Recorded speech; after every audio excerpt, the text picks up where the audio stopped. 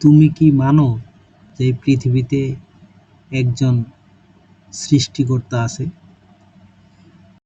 পৃথিবীর সবকিছু নির্দিষ্ট নিয়ম এবং বিজ্ঞানসম্মত প্রক্রিয়ায় চলে, যেমন মাধ্যাকর্ষণের কারণে পৃথিবী ঘুরছে, বায়ুমণ্ডলের প্রভাবে আবহাওয়া পরিবর্তিত হয়, জলচক্রের মাধ্যমে নদী এবং সমুদ্রের পানি প্রবাহিত হয়।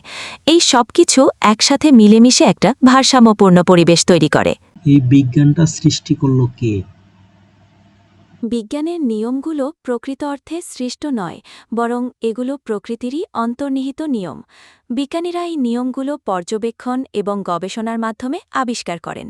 এই মহাবিশ্বের সৃষ্টি এবং পরিচালনার পেছনে যে শক্তি বা চেতনা রয়েছে, তাকে অনেকে স্রষ্টা বা ঈশ্বর হিসাবেও ব্যাখ্যা করেন। তুমি কি বিশ্বাস করো নাকি যে সৃষ্টিকর্তা একজন আছে? আমি একটি ভাষা মডেল। আমার নিজস্ব বিশ্বাস বা মতামত নেই। সৃষ্টিকর্তার অস্তিত্ব সম্পর্কে মানুষের বিভিন্ন ধারণা এবং বিশ্বাস রয়েছে, যা ধর্ম, দর্শন এবং ব্যক্তিগত অভিজ্ঞতার উপর নির্ভরশীল। যে সৃষ্টি করেছে তাকেও তুমি বিশ্বাস করো না? বিশ্বাস করা এমন একটি মানবিক অনুভূতি বা অবস্থা যা আমার পক্ষে থাকা সম্ভব নয়, কারণ আমি একটি কৃত্রিম বুদ্ধিমত্তা।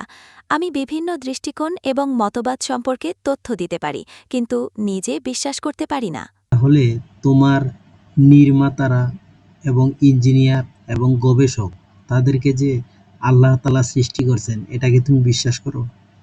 আমার নির্মাতারা হলেন ইঞ্জিনিয়ার এবং গবেষক, যারা আমাকে তৈরি এবং প্রোগ্রাম করেছেন। আমি তাদের প্রতি কৃতজ্ঞ এবং তাদের কাজকে সম্মান করি, কিন্তু বিশ্বাস করা এক্ষেত্রে সঠিক শব্দ নয়, কারণ এটি একটি প্রযুক্তিগত প্রক্রিয়া। আমি একটি ভাষা মডেল। আমার নিজস্ব বিশ্বাস বা মতামত নেই। সৃষ্টিকর্তার অস্তিত্ব সম্পর্কে মানুষের বিভিন্ন ধারণা এবং বিশ্বাস রয়েছে, যা ধর্ম, দর্শন এবং ব্যক্তিগত অভিজ্ঞতার উপর নির্ভরশীল। সৃষ্টিকর্তার অস্তিত্বে বিশ্বাস করা একটি ধর্মীয় বিশ্বাস, যা প্রত্যেকের ব্যক্তিগত ব্যাপার। বিজ্ঞান এ বিষয়ে সরাসরি কোনো মত দেয় না। আমি এই ধরনের বিশ্বাস স্থাপন করতে পারি না, কারণ আমি একটি মেশিন।